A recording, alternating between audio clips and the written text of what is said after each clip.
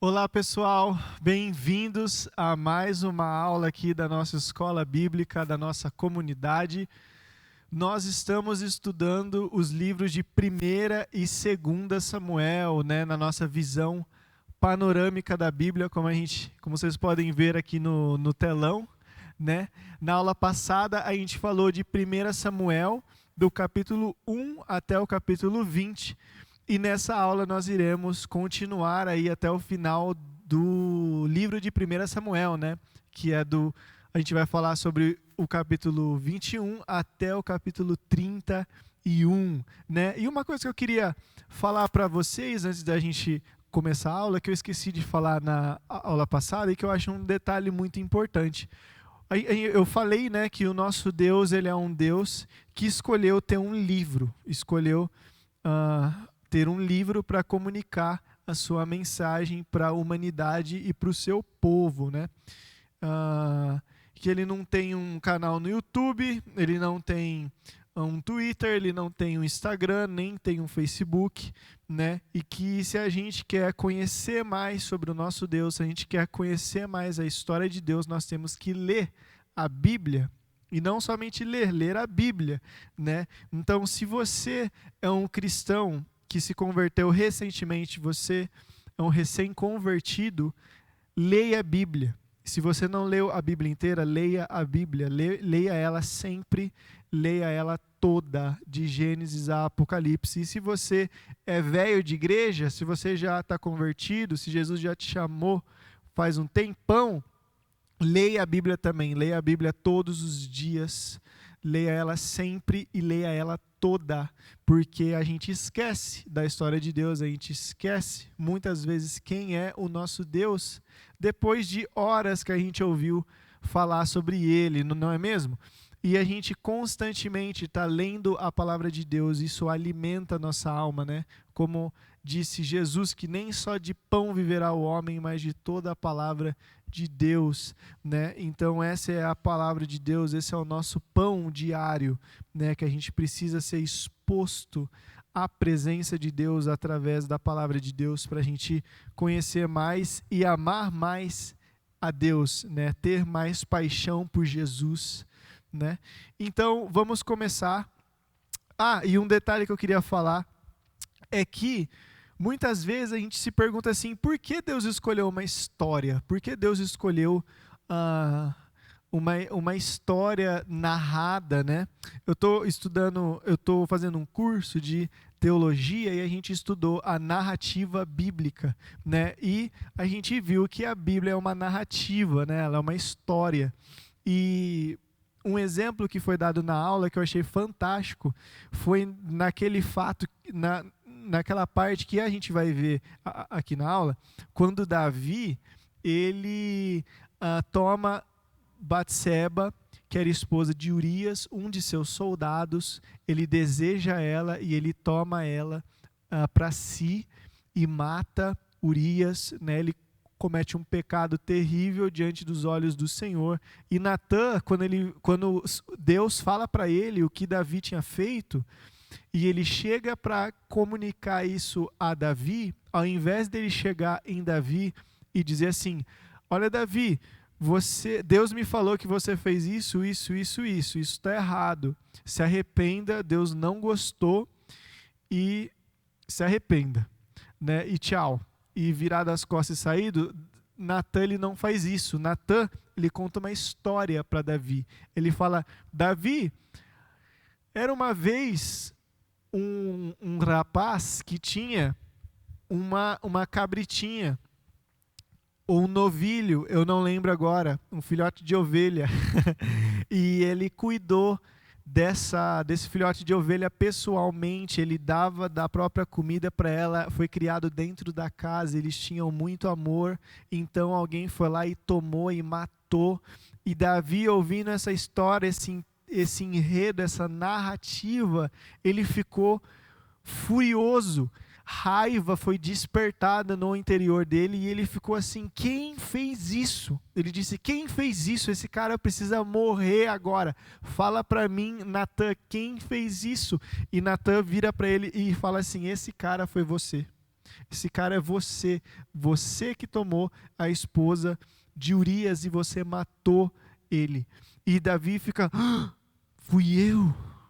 Meu Deus, a seriedade da situação caiu sobre Davi, impactou, bateu no coração de Davi a seriedade daquilo que ele tinha feito. Se Natan tivesse simplesmente vindo e falado para ele o que o Senhor tinha dito, ido embora, e não tivesse feito essa narrativa, o coração de Davi talvez não ia ter se pesado tanto. Davi não ia ter os olhos abertos para a seriedade daquilo que ele tinha feito. E da mesma forma, Deus escolheu a narrativa, a história, para comunicar a sua mensagem. E é isso que a gente está vendo. A gente está tendo uma visão panorâmica da história de Deus, da mensagem que Deus tem, do plano eterno que Deus tem, que está revelada na Bíblia, nos livros de Deus. E a história de Deus, o evangelho de Deus, não se limita só aos evangelhos, mas ela está em toda a Bíblia, em toda a narrativa bíblica. Então, o evangelho não começa em Mateus, o evangelho começa em Gênesis e o evangelho termina em Apocalipse. Jesus ser crucificado e ressurreto é só a metade da história. Sim, Cristo foi um marco, sim, Cristo é extremamente importante, mas depois de Cristo, a história ainda tem coisas para acontecer, e nós estamos vivendo essa história, e essa história vai ter um final, vai ter uma conclusão, né? E no livro de Apocalipse, quando a gente chegar lá, nessa visão, nessas aulas, a gente vai ver qual que é a conclusão, aonde que Deus quer chegar, aonde que Deus está levando a humanidade, quais são os planos, qual que é o desejo, o anseio do coração de Deus para nós, né? E é por isso que Deus escolheu narrativas para se comunicar com a gente, e é por isso que a gente está estudando tudo isso, né? E na narrativa bíblica, já falando sobre o capítulo 21, a gente vê que a Bíblia, ela nos dá detalhes sobre a história entre Saul e Davi, e também entre Jonatas e Davi, né? Com isso, a palavra ela quer nos ensinar algo, ela quer nos ensinar que Saul era religioso, Saul tomava atitudes que expressavam um coração religioso que não estava nem aí para o que Deus pensava ou o que Deus queria dele, mas estava mais aí para o que o povo ia pensar dele, para o que os governantes iam pensar dele, né? O religioso, como está escrito aqui no meu esboço, eu quero ler, o religioso quer fazer rituais, truques para que Deus o abençoe, e só. Essas pessoas não se importam como Deus está se sentindo ou em obedecê-lo como ele deseja, né? Nesses capítulos nós vamos ver que na história Davi ele foge de Saul. A gente viu isso na aula passada, que Saul começou a ter inveja de Davi, então começou a perseguir ele, né?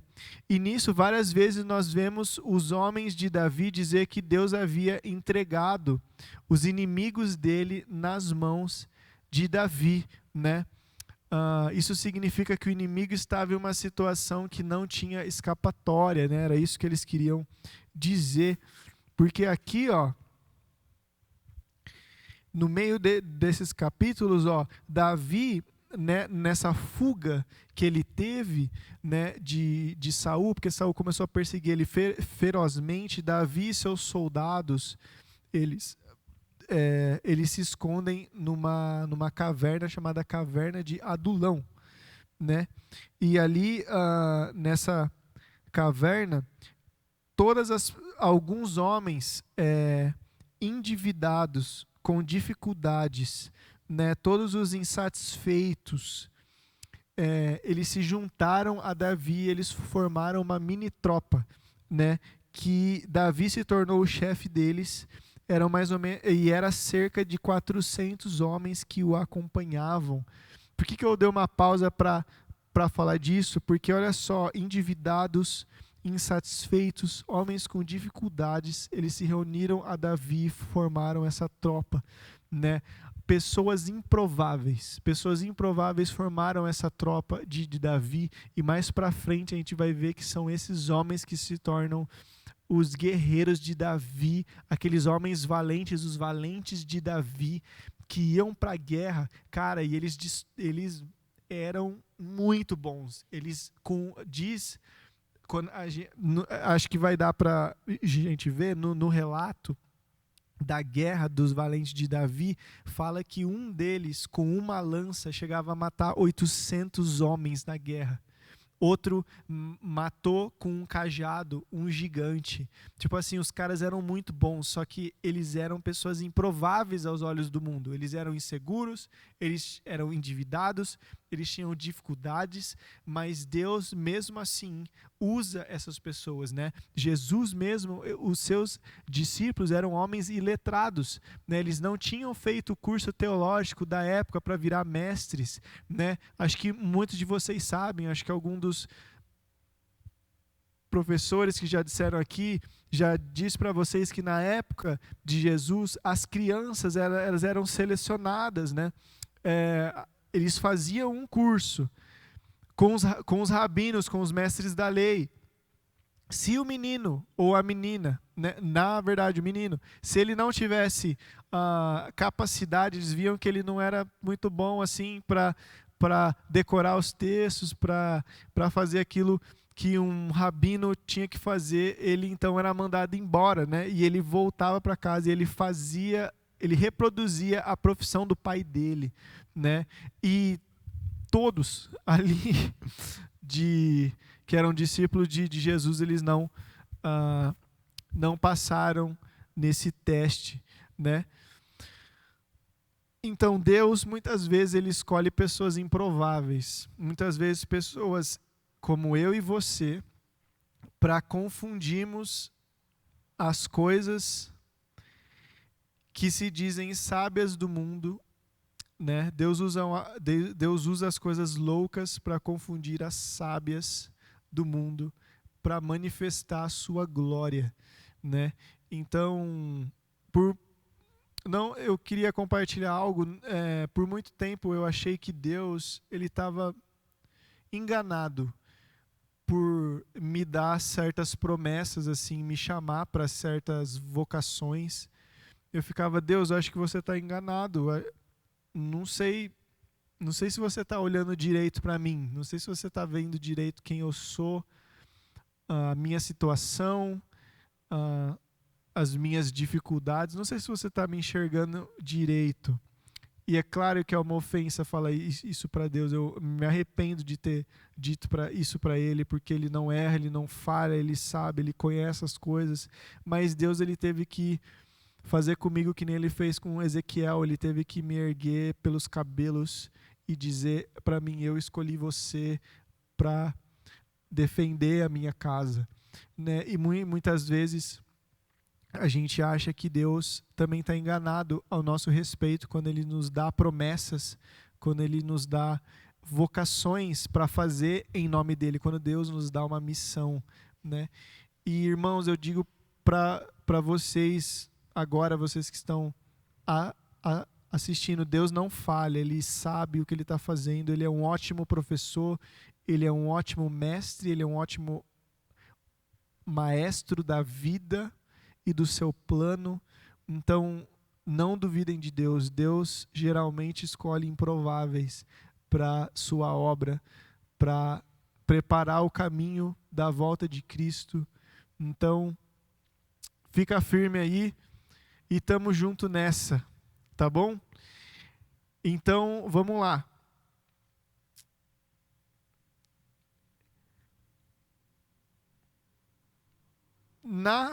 Davi fugindo de Saul, então, teve uma hora que Davi e os seus soldados eles estavam escondidos dentro de uma caverna, e Saul foi dentro dessa caverna, mas ele não sabia que Davi e os soldados estavam lá dentro. Saul foi lá para fazer as suas necessidades, e os soldados falaram para ele, olha aí, ele está aí, agora você pode matar ele. Deus com certeza entregou os seus inimigos nas suas mãos hoje. E Davi, talvez ele até possa ter pensado assim, nossa, é verdade, acho que eu vou matar ele agora e tudo isso vai acabar e a gente vai parar de fugir e eu tomo o reino mesmo, porque é isso que Deus quer. Só que Davi fala, não vamos fazer isso, eu não posso tocar no ungido do Senhor, eu não vou apressar a promessa que Deus fez para a minha vida com as minhas mãos, eu não vou empurrar, eu não vou pressionar as coisas, eu vou deixar com que Deus faça as coisas no tempo dele e do jeito dele. Então Davi vai lá e corta só um pedaço do manto de Saul, e quando Saul está saindo, ele está quase indo embora, Davi sai lá fora e fala, ei, Saul, cortei um pedaço aqui do seu manto, poderia ter te matado, mas eu te poupei porque eu sou o seu servo, você é ungido do Senhor e eu não toco em você por causa disso. E Saul se arrepende, ele demonstra arrependimento, demonstra que ele errou, ele fala isso, que ele errou por estar perseguindo Davi, e ele vira as costas e deixa Davi, né? E ele volta para a região onde Saul ficava, e Davi toma o seu rumo também, né? Então nós não devemos fazer as promessas de Deus se cumprirem em nossas vidas com as nossas próprias mãos. Davi tinha Saul em suas mãos na caverna, mas ele não fez nada, ele deixou Deus ser o seu defensor e concluir seus planos. Outra coisa que nós aprendemos é que achamos que nunca vamos passar problemas, né? Mas Davi passou por muitos apuros e devemos saber que em nossa vida com Deus também vamos passar por muitos apuros. São os momentos de aflição e apuros que Deus nos aperfeiçoa e nos faz crescer e gerar coisas incríveis. Assim como Davi que escreveu os Salmos. Se Davi não tivesse sofrido, ele não escreveria os Salmos, né?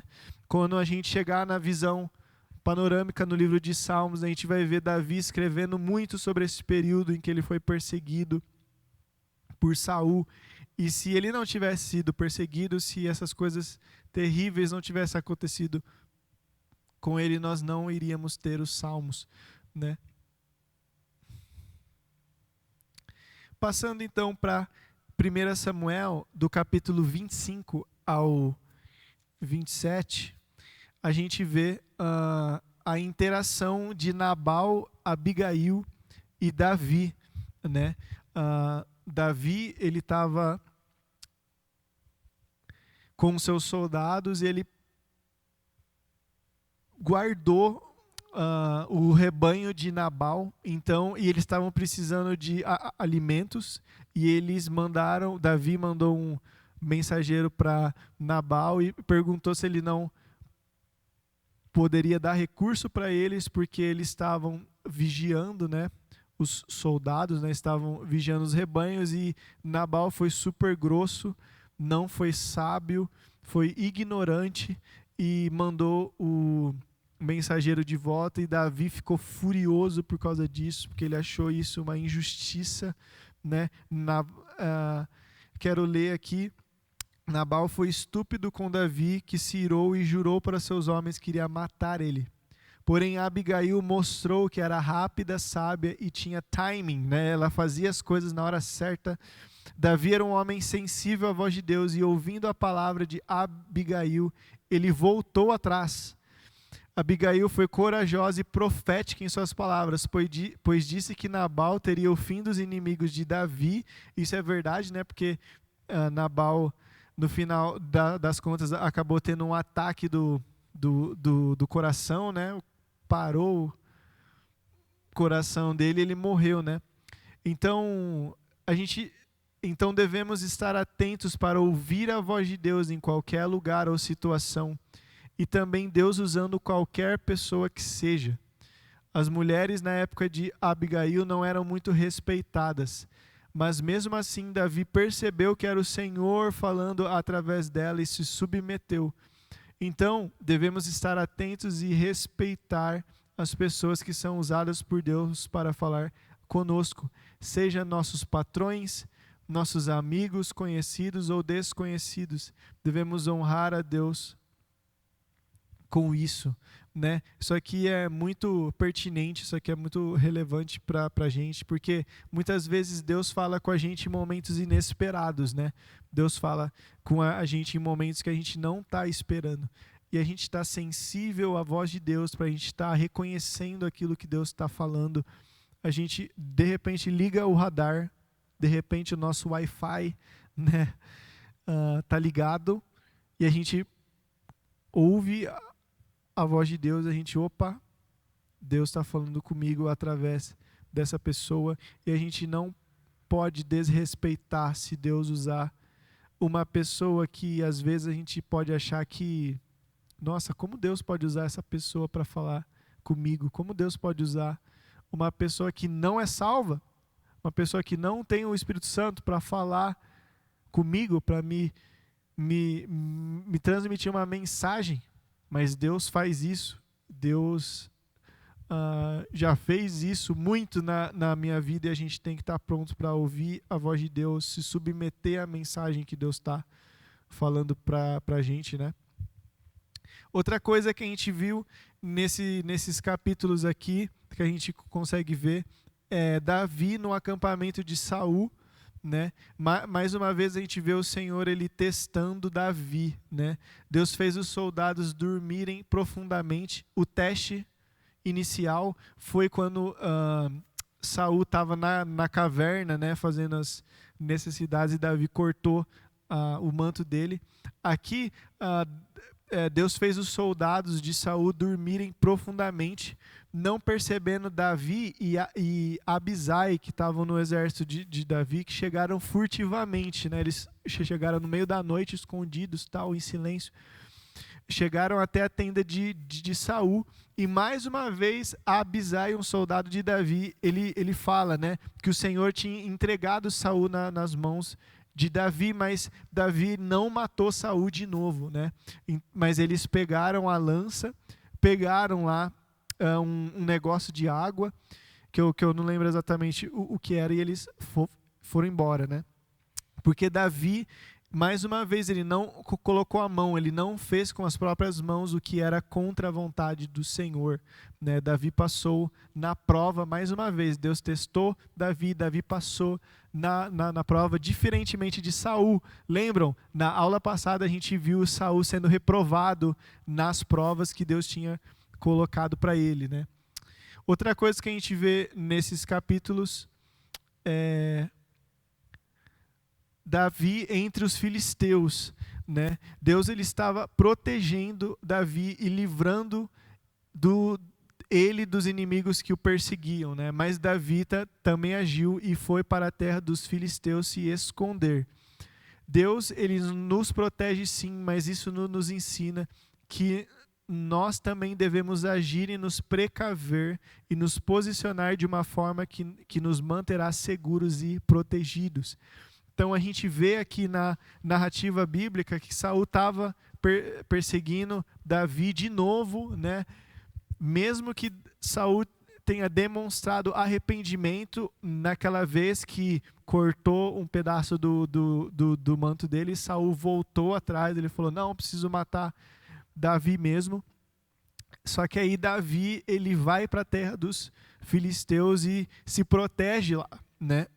Então isso nos ensina que Deus nos protege sim, Ele nos guarda, mas que a gente também precisa se posicionar, a gente precisa agir para que a gente não venha a gente agir para que a gente se mantenha seguro, né? A gente se mantenha protegido, para que a gente não caia no engano, a gente não venha desagradar a Deus, a gente não venha fazer coisas que Deus Ele não deseja de nós, né? Falando aqui agora dos capítulos 28 e também até o capítulo 31, a gente vê um caos aqui polêmico. Eu quero seguir aqui o meu esboço para a gente falar na ordem dele aqui. Mas aqui fala no início do 28, fala que Saul ele conversou com uma médium, né, com uma necromante, como em algumas versões também falam, né? Mas vamos falar aqui do rei dos filisteus, chama Davi para a guerra, né? O rei dos filisteus chamou Davi para a guerra, para a sua nação, mas essa não era a vontade de Davi, né, para lutar com os filisteus contra Israel, né? Mas essa não era a vontade de Davi. Davi não queria lutar contra o seu próprio povo, né? Apesar de saber que Saul estaria do lado israelense, né, que era meio que inimigo de Davi, Davi não aceitou. Contudo, Deus, que é soberano, não deixou. Já tinha chegado a hora de Saul, né? E também, se Davi tivesse ido, ele iria perder tudo, pois a cidade deles foi queimada e tomada, né? Davi foi chamado pelos filisteus, mas ele recusou. Então ele voltou para a cidade onde eles estavam morando. E quando ele voltou para a cidade, ele e os soldados, eles tinham visto que a cidade tinha sido saqueada, tinham colocado fogo e tinham tomado, tinham levado embora os filhos, as mulheres e tudo o que eles tinham, né? As vacas, os bois, todos os bens que eles tinham. Então, se Davi tivesse ido para a guerra, ele também ia ter perdido tudo. Se ele fosse contra a vontade de Deus, ele também ia ter perdido tudo. Ia ter perdido os filhos, as mulheres e tudo que eles tinham, né?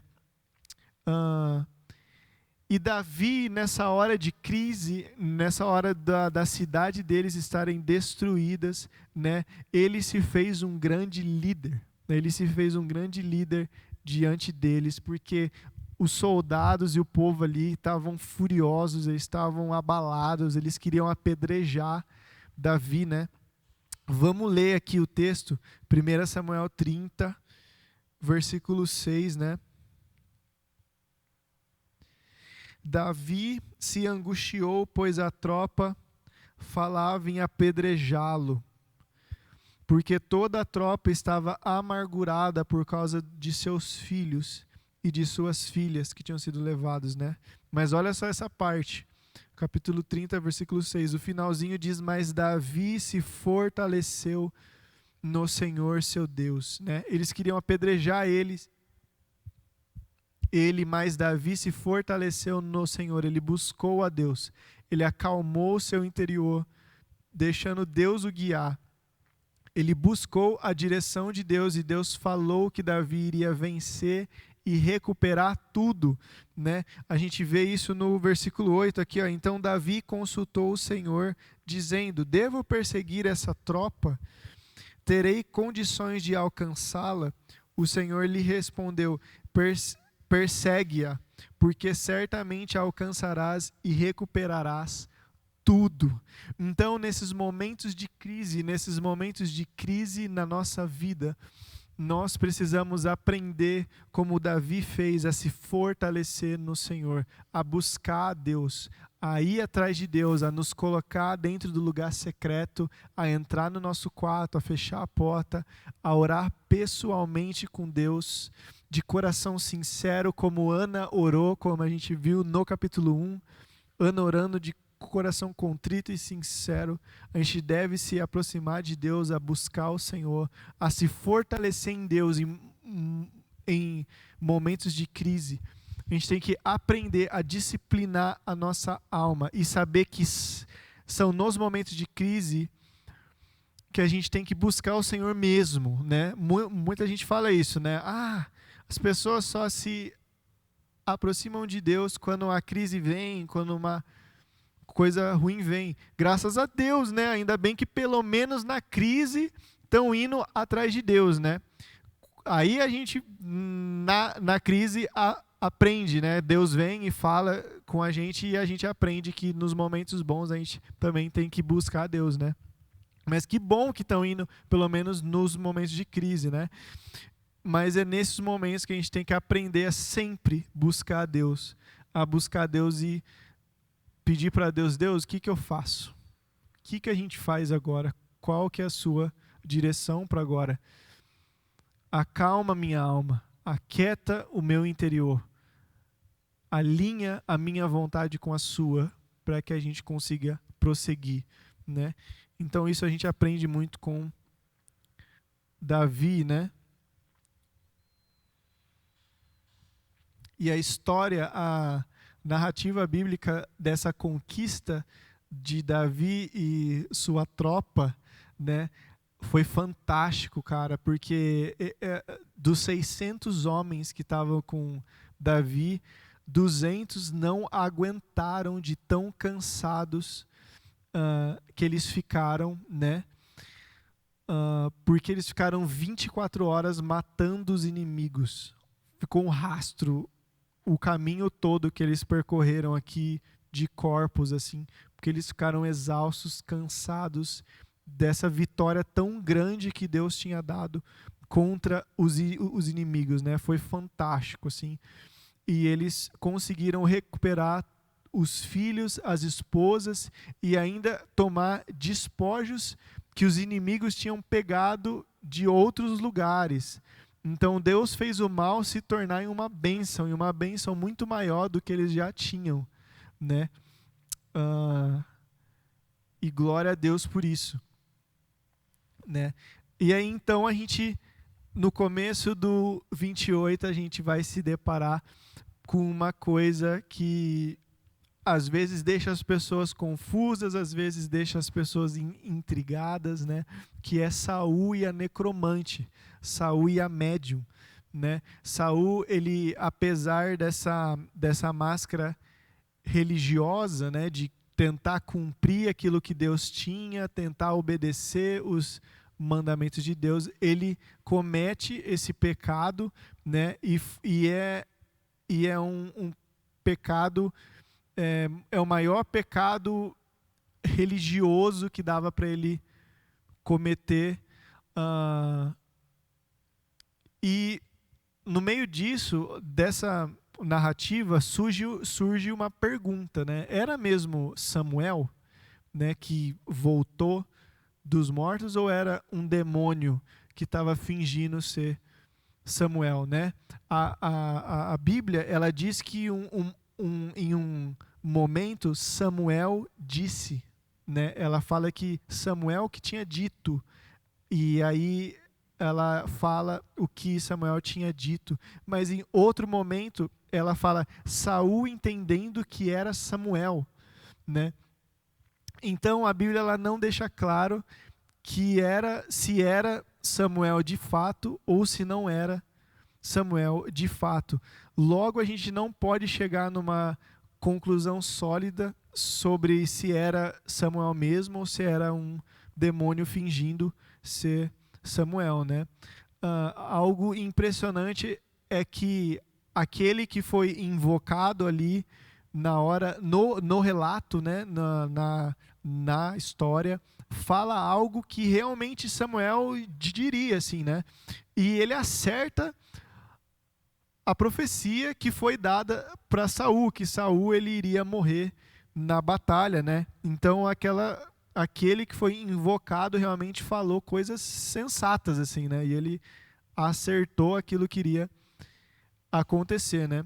Então, na Bíblia não há lugar dizendo que não é possível falar com os mortos. Contudo, ela diz que não devemos falar com os mortos. Ela proíbe nós falarmos com os mortos, certo? Vamos ler 1 Crônicas 10, 13, né? Vamos abrir aí 1 Crônicas.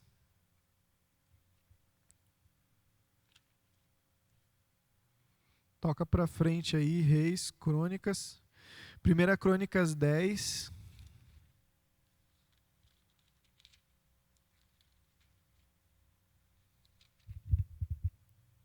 Vou fazer com a outra mão que eu vou mais rápido. 1 Crônicas 10, versículo 13, que vai dizer que Deus tirou Saul por tudo que ele tinha feito de errado, né? Por todas as provas que ele não tinha passado de Deus, mas disse que foi consultar os mortos, que foi a gota d'água para Deus rejeitar Saul, né?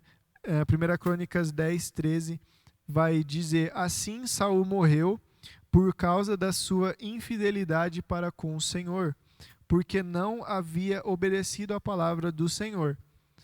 E também porque procurou a mulher que consultava os mortos, e não buscou o Senhor. Por isso ele o matou e passou o reino a Davi, filho de Jessé.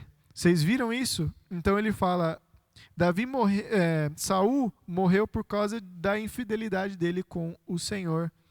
E também porque ele procurou a mulher que consultava os mortos. Ele cita esse pecado, ele dá uma ênfase nesse pecado nessa hora, né? Então isso aqui demonstra realmente que foi uma gota d'água para Deus, Saul ter feito isso, né? E outro detalhe que a gente pode aprender nessa... Não um detalhe, mas algo que a gente pode comentar, já que a gente está tocando nesse assunto, é que não existe reencarnação, né? A Bíblia ela é clara com isso, né? Que não existe reencarnação, né? Essa questão, essa ideia da reencarnação, ela é errada, né? Não existe isso. A Bíblia não dá base para isso, na verdade ela dá base para o oposto, né? Que ao homem é dado a morrer uma vez só, né? Vamos abrir Hebreus 9.